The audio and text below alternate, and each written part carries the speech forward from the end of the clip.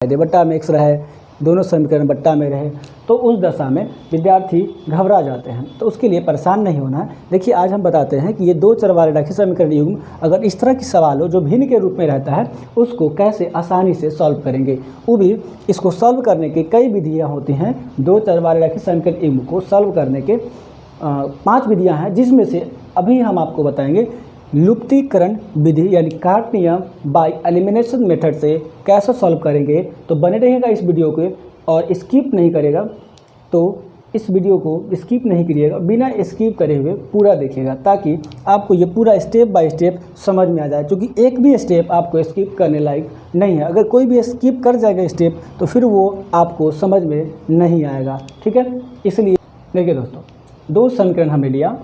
एक है 2/x plus 3/y बराबर 13, तो इसको समीकरण 1 कहते हैं।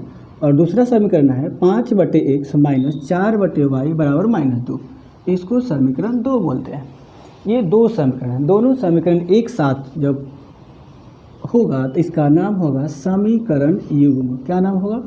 समीकरण युग्म, या इसी को हम लोग कहते हैं युग्म पद। ठीक है, युग्म पद समीकरण यानी कि जोड़ा। युग्म मतलब होता है जोड़ा।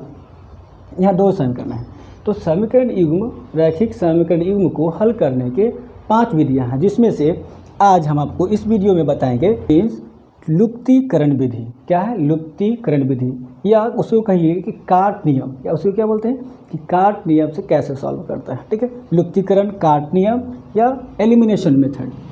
ठीक है, तो लुप्तीकरण, ठीक है,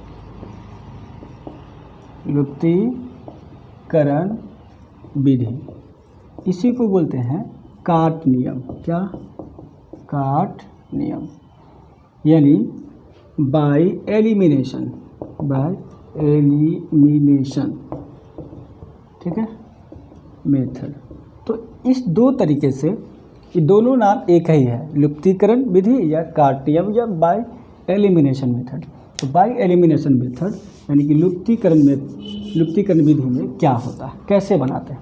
तो देखिए इसमें क्या करते हैं, समीकरण 1 और 2, समीकरण 1 और 2 में देखते हैं कि x का गुणांक और y के गुणांक क्या क्या है। जब x और y गुणांक देखने के बाद पता चलता है कि अगर x या y दोनों में से किसी गुणांक यदि बराबर नहीं है तो उसे हम बराबर करने का प्रयत्न करते हैं। कैसे करते हैं बराबर, वो देखिएगा। देखिए यहाँ पर देखने में समीकरण 1 और 2 ये किसी फॉर्मल फॉर्म में नहीं है। ठीक है, सामान्य रूप में दो चर वाले रैखिक समीकरण इस तरह से होते हैं, x plus by plus c बराबर 0, और समीकरण 2 होता है जो होगा आपका dx plus ey plus f बराबर 0। समीकरण 2 ये हो गया समीकरण युग्म का मानक रूप, स्टैंडर्ड फॉर्म। सामान्य तौर पर ऐसे ही समीकरण होते हैं, लेकिन यहाँ पर जो हमने आपको समीकरण दिया है, जो लिखा है, ये समीकरण कुछ इस तरह से यानी कि बट्टा में है। तो घबराना नहीं, इस बट्टा में है कोई दिक्कत नहीं है, यहाँ बट्टा में नहीं है, यहाँ बट्टा में है, तो इसको भी हम लोग इस रूप में कन्वर्ट कर लेंगे। ठीक है, थोड़ा सॉल्व करना पड़ेगा, थोड़ा सॉल्व करना होगा। तो देखिए इसको सॉल्व करके मैं सीधा करके आपको बताता हूँ कि कैसे मानक रूप में लिखा जाता है। तो देखिए समीकरण 1 को और सॉल्व करते हैं, तो यहाँ पर आपका है 2/x प्लस 3/y बराबर 13। ठीक है, तो इसको सीधा करने का उपाय क्या है, क्या करेंगे, इस दोनों का हम लोग बट्टा वाला क्या एलसीएम ले लेंगे। क्या लेंगे? एलसीएम यानी कि लघुत्तम। तो x और y का लघुत्तम क्या होगा? x इंटू वाई होगा। x से डिवाइड करेंगे तो x कट जाएगा, y बचेगा, y से गुना होगा 2 में, 2y प्लस y से भाग देंगे, y कटेगा, x से गुना होगा 3 में, ये 3x हो जाए बराबर 13। ठीक है, अब देखिए ये 2y प्लस 3x है, दोनों प्लस ही है, तो इसको हम सीधा कर लिख ले 3x प्लस 2y। देखिए यहाँ भी कोई चीज़ नहीं तो प्लस है, प्लस है चीज़, तो हमने यहाँ भी कोई चीज़ नहीं क्या प्लस है तो प्लस लिख दिया, बराबर 13 है। और बट्टे देखिए, बट्टे में करके क्या करेंगे, तिरछा गुना, तो 13 गुने xy, तो 13xy, ये हो गया आपका समीकरण 3। क्या हो गया? समीकरण 3, क्योंकि समीकरण 1 को सीधा करके क्या लिया है, समीकरण 3 हो गया। अब इसी तरह से फिर से समीकरण 2 को भी सीधा करेंगे।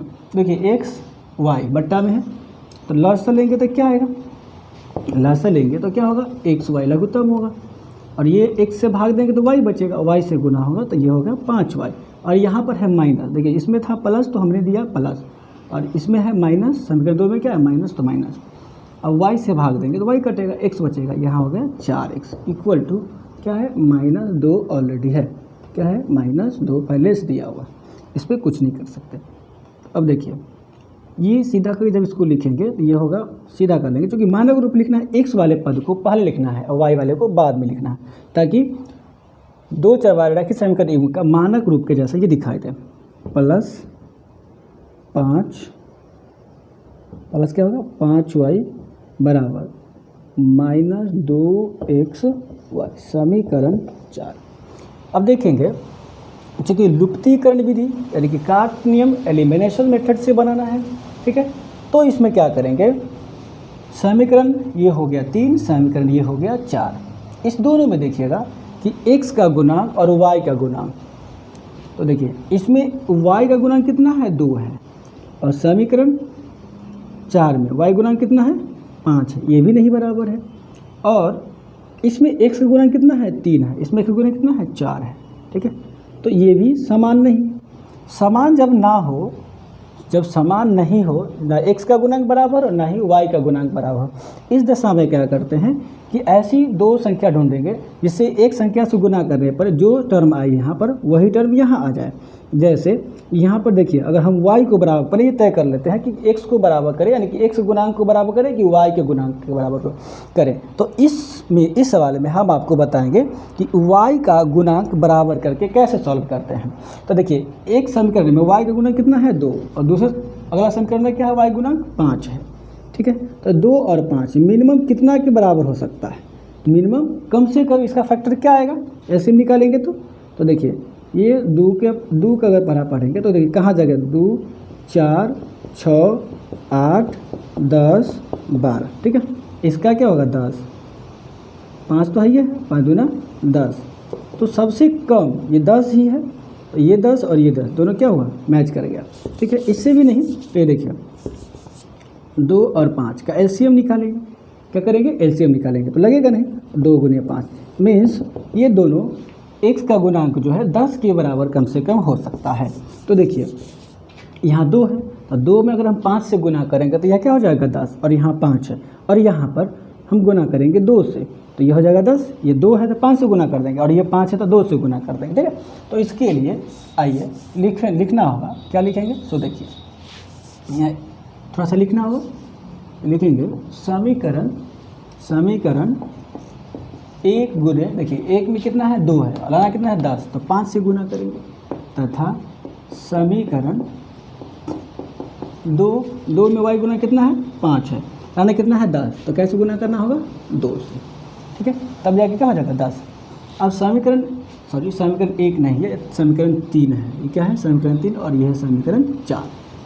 तो समीकरण 3 में यदि हम 5 से गुना करेंगे तो क्या होगा, देखिए टारगेट हमारा था केवल y वाले, लेकिन जब गुना करने की ज़रूरत पड़े, जब गुना करना पड़ेगा तो संपूर्ण समीकरण में गुना करना पड़ेगा, बराबर के दोनों तरफ, और जितने भी पद होंगे सारे पद में गुना होगा। तो 5 से जब गुना करेंगे तो क्या होगा 5 गुने 3, 3 बचे 15x, क्या आ जाएगा आपका 15x, और ये होगा 5 गुना 10 प्लस 10y बराबर 5 गुने 13, 13 बचे 65xy, ये हो गया समीकरण आपका 4 तक तो पहले से था, इसको कहेंगे 5, क्या कह देंगे समीकरण 5। अब समीकरण 4 में गुना करना है 2 से, तो 2 चौका क्या होगा, यहाँ 2 है इसमें गुना करना, 2 चौका 8, x है तो x है, माइनस है तो माइनस लगा हुआ, प्लस 2 फिर 2 से गुना करना है 5 में, तो 2 पंचे कितना होगा 10y इक्वल टू का चिन्ह है तो इक्वल टू 2 गुने 2, 2 दूना 4, अब माइनस है तो माइनस 2 दूना 4 xy, ये हो गया समीकरण 6। अब यहाँ पे हम देख रहे हैं, देखिए ये है लुप्तीकरण विधि, यानी किसी को बोलते हैं काट नियम, ठीक है, एलिमिनेशन मेथड। तो इसमें क्या करते हैं, अब जब हम y के गुणांक को बराबर कर लिए, क्योंकि हम पहले आपको कहे थे कि इस सवाल में हम आपको y के गुणांक को बराबर करके बताएंगे कि कैसे लुप्तीकरण विधि यानी कि काट नियम यानी एलिमिनेशन मेथड से कैसे सॉल्व करते हैं। अगला सवाल में हम लोग सीखेंगे, एक और उदाहरण देंगे आपको जिसमें देखेंगे कि y के गुणांक तो इसमें हो गया, और x के गुणांक को कैसे बराबर करके सॉल्व किया जाएगा। ठीक है, तो देखिए यहाँ पर जब ये x y का गुणांक हम बराबर कर लेंगे तो y के गुणांक बराबर करने के बाद जो समीकरण लास्टली हमारा फाइनल तैयार हो जाएगा। अब इसमें देखेंगे कि जिसको हमने बराबर किया, जिसको y को बराबर किया, तो y के गुणांक में क्या है, प्लस का चिन्ह है, इसमें भी क्या है, प्लस का चिन्ह है। तो जब समान देखिए प्लस प्लस क्या हो गया, एक समान हो गया, प्लस प्लस हो गया समान हो गया, या माइनस माइनस क्या हो गया, समान से। तो प्लस प्लस रहे या माइनस माइनस रहेगा, तब यहाँ पर लिखना पड़ेगा घटाने पर, जैसे भाग में करते हैं। तो भाग में प्लस हो या माइनस लेकिन घटाना पड़ता है, ये तय है। तो यहाँ पर देखेंगे, यहाँ पर क्या लिखना होगा, घटाने पर। क्या लिख देंगे साइड से, घटाने पर। इतना लिखने के बाद इसमें क्या करेंगे आप, चिन्ह में परिवर्तन लाएंगे। क्या करेंगे, चिन्ह में परिवर्तन ला देंगे। ठीक है, तो देखिए यहाँ पर माइनस है, प्लस, और फिर परिवर्तन चिन्ह में करेंगे तो सारे समीकरण नीचे वाले जितने भी समीकरण होंगे, जितने भी पद, सारे पद का चिन्ह करेंगे।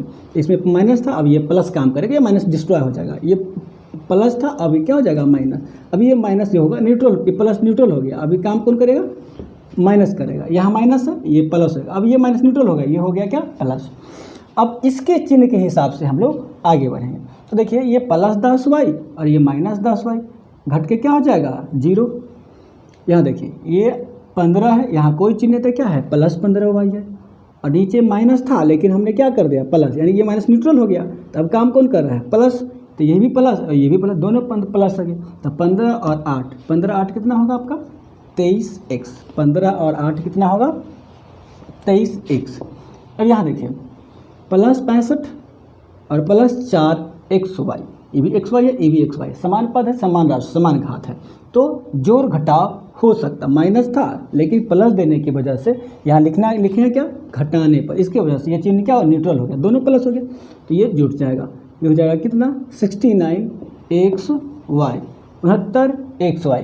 यहाँ 23 है, तो देखिए गुना में है, बराबर। तो दूसरे से अगर भेजेंगे तो ये क्या हो जाएगा, x बटे क्या होगा, 23, 23 तिया 69। तो x बराबर क्या होगा, 3xy। और यहाँ पर देखिए ये है गुना के रूप में, देखिए बराबर, इधर भी x है, इधर भी x है, तो ये x क्या होगा, कैंसिल हो गया। यानी इधर में कुछ नहीं बचा, कितना, 1, इधर क्या है, 3y। अब y बराबर क्या हो जाएगा, y 3 गुना में है, बराबर का दूसरा सट जाएगा, तो 1 बटा में 3 बराबर में क्या, y। इसीलिए y बराबर क्या वैल्यू आ गया, y बराबर वैल्यू आ गया 1/3। किसका वैल्यू आ गया, 1/3। देखिए यहाँ पर x और y दोनों टर्म है, इसको देख के घबराना नहीं है। जैसे ही हम लोग आगे बढ़ेंगे ये अपने आप कट जाएगा। ठीक है, यहाँ भी हम काट सकते थे, x यहाँ भी काट सकते थे, सॉल्व करेंगे तो फिर यही आंसर आ जाएगा।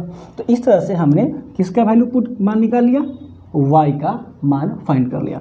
और y का मान जब निकल गया तो समीकरण 1 है, 2 है, 3 है, 4 है, किसी में भी आप अगर रखेंगे तो x का मान निकल जाएगा। तो देखिएगा यहाँ देखिए y है ना, तो y का मान समीकरण किस में रख दे, बोलिए, समीकरण 3 में रख लेते हैं। समीकरण 3 में रखने से प्राप्त क्या होगा, तो समीकरण 3 क्या हमारा है, 3x प्लस 2y, और y का मान कितना निकला है, 1/3, राइट, बराबर 13 गुने xy, x रहेगा, और y का वैल्यू कितना मालूम है हमको, y का वैल्यू कितना मालूम है, 1/3, 1/3। ये होगा 3x प्लस 2/3 बराबर क्या हो जाएगा, 13x/3। x वाले को एक साथ करेंगे, 3x माइनस 13/3x, ठीक है, और ये बराबर उस साइड जाएगा तो होगा माइनस 2/3। ये होगा 3 तिया 9x माइनस 13x/3 बराबर माइनस 2/3। ये हो गया 9 में से कितना जाएगा, 13, 9x माइनस 13x है, तो ये बचेगा आपका माइनस 4x/3 बराबर माइनस 2/3। ये 3 कैंसिल हो गया, माइनस माइनस कैंसिल हो गया, 4 गुना में उस साइड जाएगा तो क्या हो जाएगा, 2/4। क्या आएगा हुआ, क्या आ जाएगा, 2/4 आ जाएगा, ठीक है, यानी कि ये भी कट जाएगा तो x बराबर क्या आ जाएगा, 1/2, ठीक है। तो x बराबर कितना आ गया, 1/2, y बराबर कितना है, 1/3। फाइनली समीकरण युग्म का समीकरण युग्म का हल क्या हो गया, हल क्या आ गया,